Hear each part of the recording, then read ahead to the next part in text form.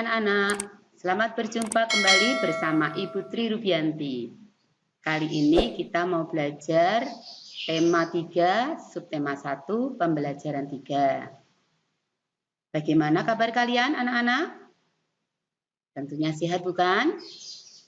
Jangan lupa selalu menjaga kesehatan kalian dengan cara makan makanan yang bergizi, istirahat yang cukup, berolahraga, cuci tangan setiap saat kalian memegang benda-benda yang ada di sekitar kita dengan cara mencuci tangan dengan menggunakan sabun dan air yang mengalir.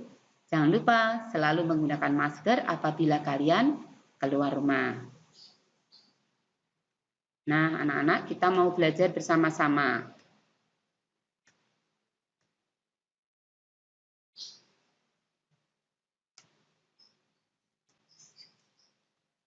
Pembelajaran kali ini tujuannya adalah sebagai berikut. Dengan membaca teks mengenai benda yang terbuat dari kertas, kalian dapat mengidentifikasi informasi yang terdapat di dalam teks. Dengan mengamati benda-benda dari kertas, kalian dapat mengidentifikasi benda-benda yang berbahan dasar dari kertas. Dengan kegiatan berdiskusi dengan kelompok, kalian dapat memaparkan hasil diskusi dalam bentuk tulisan dengan terstruktur. Dengan mencari arti kata dari kosakata yang diberikan, kalian dapat memahami arti kata baru dengan tepat. Dengan mengiringi lagu, kalian dapat mempraktekkan pola irama lagu dengan tepukan. Dengan mengamati alat ukur, kalian dapat mengidentifikasi satuan panjang yang ada di alat ukur tersebut dengan tepat. Dan yang terakhir adalah dengan melakukan praktek pengukuran tinggi badan dalam keluargamu, dengan temanmu, kalian dapat melakukan pengukuran dengan satuan yang tepat.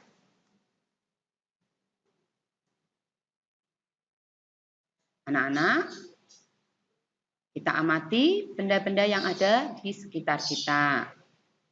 Benda yang terbuat dari kertas. Nah, perhatikan layar tersebut. Di situ ada buku, layang-layang, kertas lipat yang dibuat pesawat dan topi, kapal, ya toh? Itu adalah semuanya terbuat dari kertas. Banyak benda yang terbuat dari kertas, seperti buku tulis yang biasa kamu gunakan. Selain buku tulis ada tisu, kardus, karton, semuanya itu terbuat dari kertas. Kertas itu bahan dasarnya adalah dari kayu anak-anak. Jadi kayu adalah bahan dasar untuk membuat kertas. Pembuatan kertas dilakukan secara bertahap di pabrik. Kayu-kayu besar dipotong hingga sebesar korek api. Setelah itu, kayu dipanaskan hingga menjadi bahan lunak seperti bubur.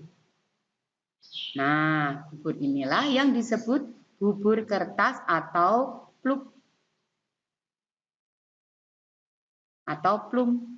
pulp. Proses selanjutnya, pul diberi pewarna dan disaring hingga kandungan airnya habis. Pul yang sudah kering meninggalkan ampas berupa serat selulosa yang saling terkait.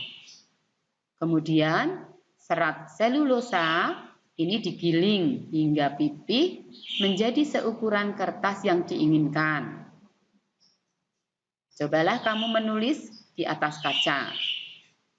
Apakah hasil tulisanmu di atas kaca seperti di kertas? Kertas memiliki sifat dapat menyerap air. Kertas dapat menyerap tinta pulpen dengan baik. Dengan demikian, semua yang kamu tulis di kertas dapat dibaca dengan jelas.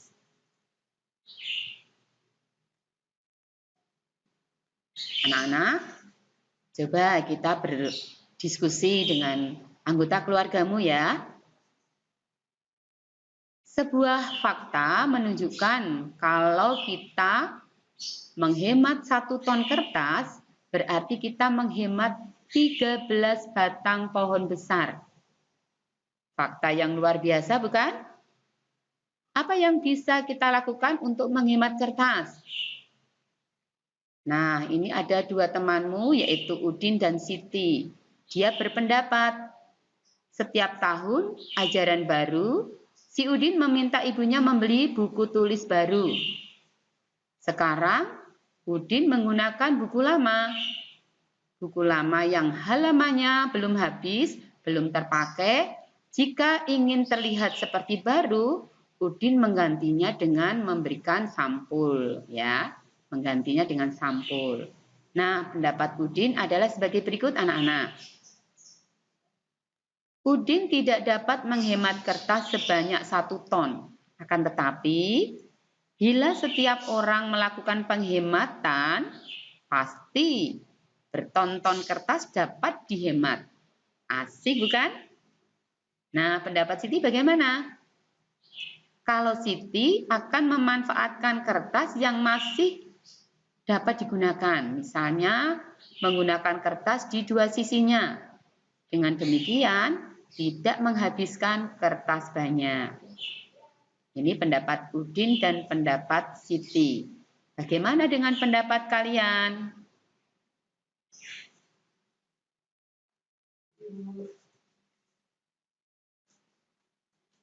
Anak-anak, kertas dapat digunakan untuk menulis. Apakah kertas juga digunakan untuk membuat alat musik? Ternyata tidak. Mengapa? Karena alat musik sebagian besar terbuat dari kayu berpadu dengan kulit hewan. Contohnya antara lain gendang. Cara memainkannya dengan dipukul. Kamu dapat bermain atau bernyanyi diiringi dengan gendang atau dengan tepuk tangan.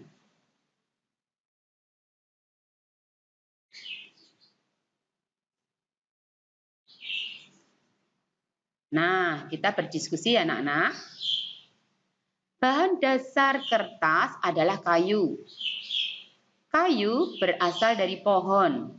Perhatikan pohon-pohon yang dapat digunakan sebagai bahan dasar kertas. Nah, anak-anak perhatikan pohon gambar di layar kalian. Di situ ada pohon pinus, pohon akasia, pohon jati. Ketiga pohon ini digunakan sebagai dasar pembuat kertas. Diambil kayunya. Nah, dari ketiga pohon ini, pasti kalian bisa melihat bukan? Mana yang lebih tinggi? Pohon manakah yang paling tinggi anak-anak? Apakah pinus, akasia, atau jati? Bagaimana caramu mengukur tinggi suatu pohon? Tinggi badanmu pasti berbeda dengan temanmu. Apakah semua panjang atau tinggi benda dapat diukur dengan alat ukur yang sama? Alat ukur panjang benda itu bermacam-macam. Pasti kalian sudah mengenal beragam alat ukur benda pada pembelajaran sebelumnya. Nah, ini adalah contoh-contoh alat ukur benda, seperti meteran roll, meteran saku, meteran pita. Nah, meteran roll digunakan untuk apa anak-anak? Oh ya, bisa untuk mengukur tinggi pohon, mengukur jalan, mengukur sawah, mengukur panjang rumah, luasnya berapa pakai meteran roll. Karena meteran roll ini sangat panjang. Kemudian meteran saku. Meteran saku ini digunakan oleh bapak-bapak tukang batu. Biasanya dia akan mengukur dengan meteran saku. Kalau meteran pita digunakan untuk mengukur baju. Biasanya para penjahit, desainer itu biasanya menggunakan meteran pita. Kalian bisa paham alat-alat ukur? Nah, demikian anak-anak pembelajaran kali ini. Mudah-mudahan kalian bisa mengerti dan bisa tahu materi pembelajaran kelas 3 ini ya. Kalian bisa mengulang-ulang kembali, bisa membaca kembali, dan selamat melaksanakan tugas dengan baik. Tetap jaga kesehatan. Terima kasih.